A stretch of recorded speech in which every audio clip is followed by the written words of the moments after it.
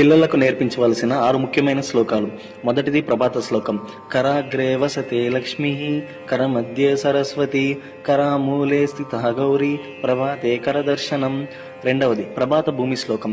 సముద్రవసనే దేవి, పర్వతస్థన మండలే, విష్ణుపత్ని నమస్తుభ్యం, పాదస్పర్శం క్షమస్వమే. 3 స్నాన శ్లోకం. గంగే చ యమునే చైవ, గోదావరి సరస్వతి, నర్మదే సింధు కావేరి, జలేస్మిన్ సన్నిధం కురు. 4 నమస్కార శ్లోకం.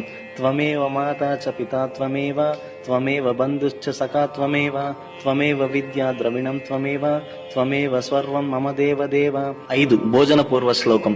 అహం వైశ్వానరో భూత్వా, ప్రాణినాం దేహమాశ్రితః, ప్రాణాపాన సమాయుక్తః, పచామ్యన్నం చతుర్విధం.